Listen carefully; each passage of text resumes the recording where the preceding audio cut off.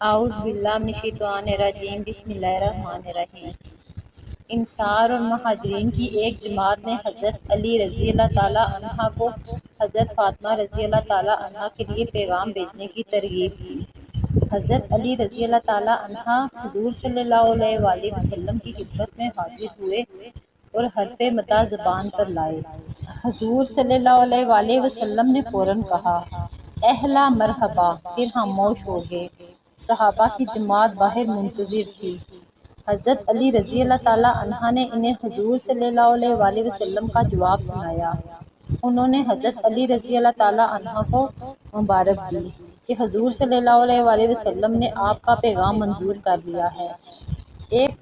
ایک روایت میں ہے کہ حضرت علی رضی اللہ تعالیٰ عنہ کی ایک آزاد کردہ لونڈی نے ایک دن ان سے پوچھا، کیا فاطمہ رضی اللہ تعالیٰ عنہ کا پیغام حضور صلی اللہ علیہ وآلہ وسلم کو کسی نے بھیجا؟ حضرت علی رضی اللہ تعالیٰ عنہ نے جواب دیا، مجھے معلوم نہیں۔ اس نے کہا، آپ رضی اللہ تعالیٰ عنہ کیوں نہیں پیغام بھیجتے؟ حضرت علی رضی اللہ تعالیٰ عنہ نے فرمایا، میرے پاس کیا چیز ہے کہ عقد کروں؟ اس نیک بخت نے حضرت علی مرتضیٰ رضی اللہ تعالیٰ عنہ کو حضور صلی اللہ علیہ وآلہ وسلم کی خدمت میں بھیجا۔ وہ بارگاہ نبی صلی اللہ علیہ وآلہ وسلم میں حاضر ہوئے تو کچھ حضور صلی اللہ علیہ وآلہ وسلم کی جلالت اور کچھ فکری حیا کی زبان سے کچھ کہہ نہ سکے اور سر جھکا کر خاموش بیٹھے تھے۔ حضور صلی اللہ علیہ وآلہ وسلم نے خود ہی توجہ فرمائی اور پوچھا، علی، آج خلاف معمول بالکل ہی چپ چاپ ہو، کیا فاطمہ سے نکاح کے لیے درخواست لے کر آئے ہو؟ حضرت علی رضی اللہ تعالیٰ عنہ نے عرض کیا، بے شک یا رسول اللہ صلی اللہ علیہ وآلہ وسلم۔ حضور صلی اللہ علیہ وآلہ وسلم نے پوچھا، تمہارے پاس حق مہر ادا کرنے کے لیے بھی کچھ ہے؟ حضرت علی رضی اللہ تعالیٰ عنہ نے عرض کیا، ایک ذرہ اور ایک گھوڑے کے سوا کچھ نہیں۔ حضور صلی اللہ علیہ وآلہ وسلم نے فرمایا، گھوڑا تو لڑائی کے لیے ضروری ہے، ذرہ کو فروخت کر کے اس کی قیمت لے آؤ۔ حضرت علی رضی اللہ تعالیٰ عنہ نے ارشاد نبی صلی اللہ علیہ وآلہ وسلم کے آگے سر تسلیم ہم کر دیا اور اس کے بعد حضرت علی رضی اللہ تعالیٰ عنہ نے یہ ذرہ فروخت کے لیے صحابہ کرام رضی اللہ تعالیٰ عنہ کے سامنے پیش کی۔ حضرت عثمان رضی اللہ تعالیٰ عنہ نے 480 درہم پر ذرہ حریر لی اور پھر بطور ہدیہ حضرت علی رضی اللہ تعالیٰ عنہ کو واپس دے دی۔ حضرت علی رضی اللہ تعالیٰ عنہ یہ رقم لے کر حضور صلی اللہ علیہ وآلہ وسلم کی خدمت میں حاضر ہوئے اور سارا واقعہ عرض کیا تو آپ صلی اللہ علیہ وآلہ وسلم نے حضرت عثمان رضی اللہ تعالیٰ عنہ کے حق میں دعائے خیر کی۔ اسی اثنا میں حضور صلی اللہ علیہ وآلہ وسلم نے حضرت فاطمہ کی رضامندی حاصل کر لی تھی۔ حضرت علی رضی اللہ تعالیٰ عنہ نے ذرہ کی قیمتیں فروخت حضور صلی اللہ علیہ وآلہ وسلم کی خدمت میں پیش کی تو آپ صلی اللہ علیہ وآلہ وسلم نے فرمایا، 2/3 خوشبو پر صرف کرو اور 1/3 سامان شادی اور دیگر اشیاء خانہ داری پر خرچ کرو۔ پھر حضور صلی اللہ علیہ وآلہ وسلم نے حضرت انس بن مالک رضی اللہ تعالیٰ عنہ کو حکم دیا کہ جاؤ، ابو بکر، عمر، طلحہ، زبیر، عبد الرحمن بن عوف رضی اللہ تعالیٰ عنہ اور دیگر مہاجرین اور انصار کو مسجد نبوی میں بلا لاؤ۔ حضرت انس رضی اللہ تعالیٰ عنہ کا بیان ہے کہ اس سے پہلے حضور صلی اللہ علیہ وآلہ وسلم پر وحی آنے کی سی کیفیت طاری ہوئی، وہ کیفیت دور ہوئی تو آپ صلی اللہ علیہ وآلہ وسلم نے فرمایا کہ جبرائیل امین اللہ کی طرف سے پیغام لائے تھے کہ فاطمہ رضی اللہ تعالیٰ عنہ کا نکاح علی رضی اللہ تعالیٰ عنہ سے کر دیا جائے۔ جب بہت سے صحابہ کرام دربار رسالت مسجد نبوی میں جمع ہو گئے تو حضور صلی اللہ علیہ وآلہ وسلم منبر پر تشریف لے گئے اور فرمایا، اے مہاجرین و انصار، مجھے اللہ تعالیٰ نے حکم دیا ہے کہ میں فاطمہ بنت محمد صلی اللہ علیہ وآلہ وسلم کا نکاح علی بن ابی طالب رضی اللہ تعالیٰ عنہ سے کر دوں۔ میں تمہارے سامنے اس حکم کی تعمیل کرتا ہوں۔ اس کے بعد آپ صلی اللہ علیہ وآلہ وسلم نے یہ خطبہ نکاح پڑھا۔ اللہ کا شکر ہے جو اپنی نعمتوں کے باعث ہر تعریف و تحسین کا سزاوار ہے اور اپنی قدرتوں کی وجہ سے عبادت کے لائق ہے۔ اس کا اقتدار ہر جگہ قائم ہے۔ اس کا حکم زمین و آسمان پر نافذ ہے۔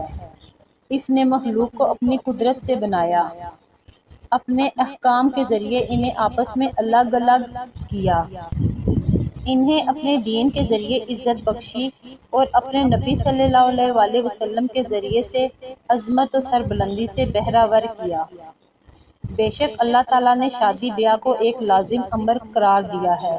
چنانچہ اللہ تعالیٰ فرماتا ہے، وہی ذات پاک ہے جس نے انسان کو پانی سے پیدا کیا اور بعض کو بعض کا بیٹا بیٹی اور داماد بنایا، اور تیرا رب ہر چیز پر قادر ہے۔ خطبہ کے بعد حضور صلی اللہ علیہ وآلہ وسلم نے حضرت علی مرتضیٰ رضی اللہ تعالیٰ عنہ سے متبسم ہو کر فرمایا، میں نے 400 مسکال چاندی کے مہر پر فاطمہ کو تیرے نکاح میں دیا، کیا تجھے قبول ہے؟ حضرت علی رضی اللہ تعالیٰ عنہ نے کہا، بصر و چشم۔ پھر حضور صلی اللہ علیہ وآلہ وسلم نے ان الفاظ میں دعا کی، اللہ تعالیٰ تم دونوں کی سعادت کو جمع کرے، تمہاری کوششوں کو سعید بنائے، تم پر برکت کرے اور تم سے پاک اولاد پیدا کرے۔ پھر سب نے مل کر دعائے خیر و برکت مانگی۔ ایک طبق کھجوریں حاضرین کو دی گئیں۔ بقول بعض اس موقع پر حاضرین کو شہد کا شربت اور کھجوریں تقسیم کی گئیں۔ ایک اور روایت میں ہے کہ حضور صلی اللہ علیہ وآلہ وسلم نے اس موقع پر چھوارے تقسیم فرمائے۔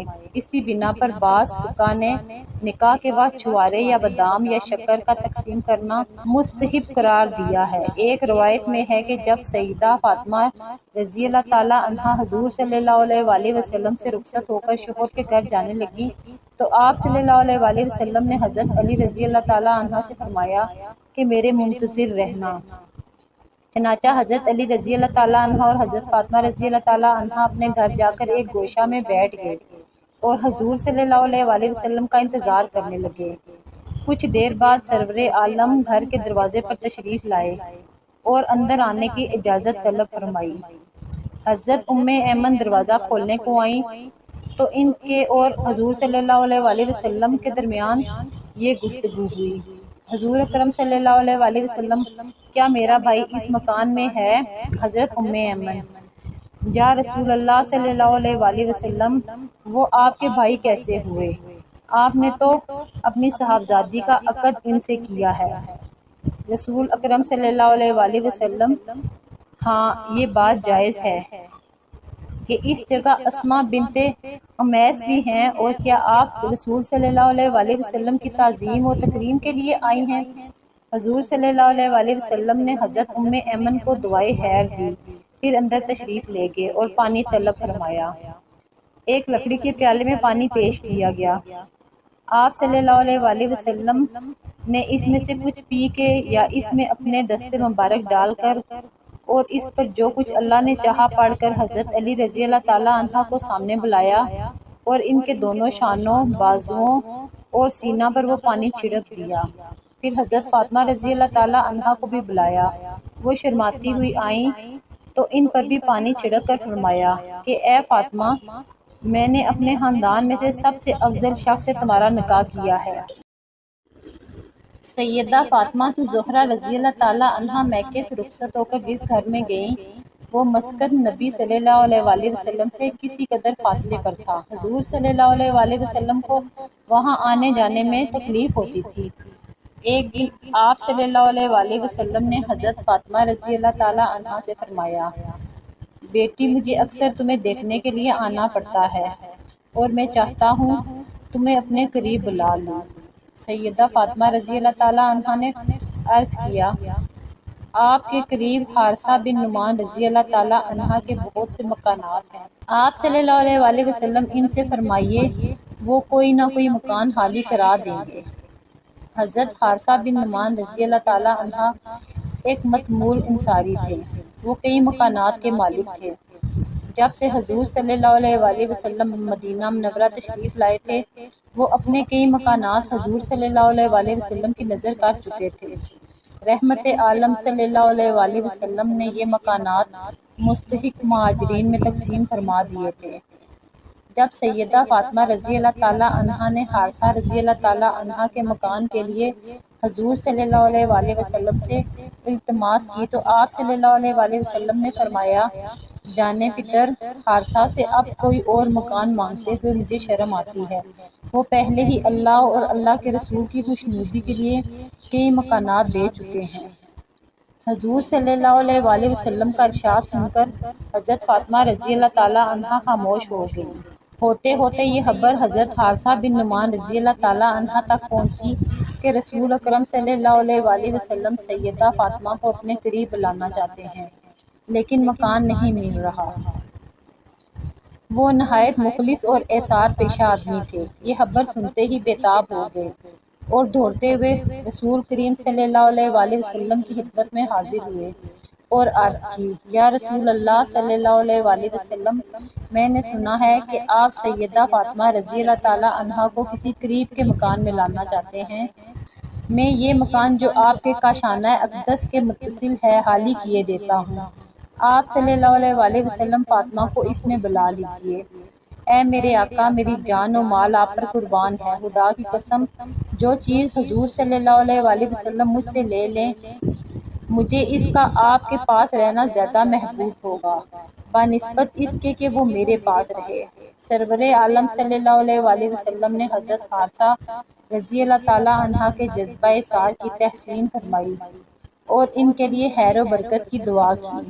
ایک روایت میں ہے کہ حضور صلی اللہ علیہ وآلہ وسلم نے حضرت حارثہ رضی اللہ تعالیٰ عنہ کی پیشکش کے جواب میں فرمایا، تم سچ کہتے ہو، اللہ تمہیں خیر و برکت دے۔